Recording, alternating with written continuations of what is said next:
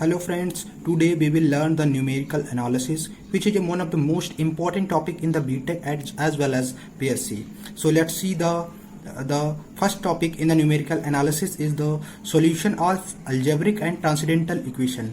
In order to study the solution of algebraic and transcendental equation, we have to know what is algebraic equation and transcendental equation. So let's see the algebraic equation or polynomial. An expression of the form Pnx is equal to a naught x to the power n plus a1 x to the power n minus 1 plus a2 x to the power n minus 2 and so on, where a naught, a1, an are the constant and n should be the positive value, where the x to the power n should be the positive value, and such equation is called polynomial in x of degree n, provided a naught not equal to 0. A naught cannot be 0. If a naught will be 0, then this equation will be reduced to n minus 1. Means the power will be reduced to n minus 1. That is why a naught cannot be equal to 0. And the such equation is also known as algebraic equation. It means the polynomial, purely polynomial or algebraic equation.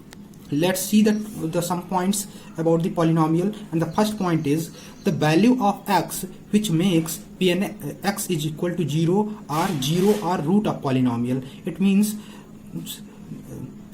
for which value Pnx becomes 0 is known as root or zeros of the polynomial, and if the greatest value of x to the power n is give the value of zeros. Now see the transcendental equation. If a polynomial fx contain trigonometric function, exponential function or logarithmic function, then fx is equal to 0 is called transcendental equation. For example, fx is equal to cos x minus log e base x. Here there is no any polynomial. Here is only the trigonometric function and logarithmic function, and the such type of equation is known as transcendental equation.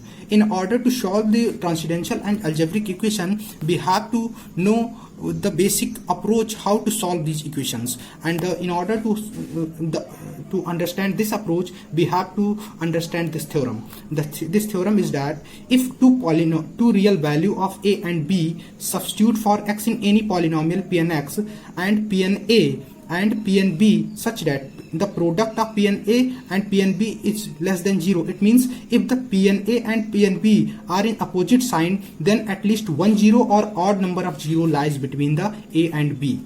And the second, if Ana and Pnb, the product of Pna and Pnb greater than 0, then it means Pna and Pnb both are positive. That is why its product is positive. Then either no real root or.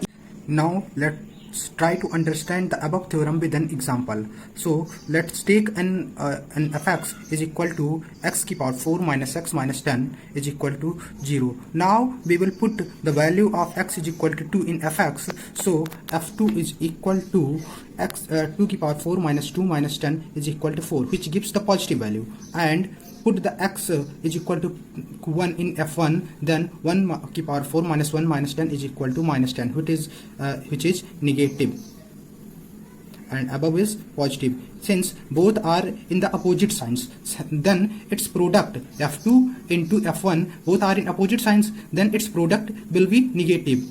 It means which is less than 0. Hence at least one 0 lies between 2 and 1. And now let's see the methods of finding the solution of algebraic and transcendental equation. The first method is bisection method, and the second method is regula falsi methods or false method, and the second is secant method, and the fourth and very most important method is Newton-Raphson's method.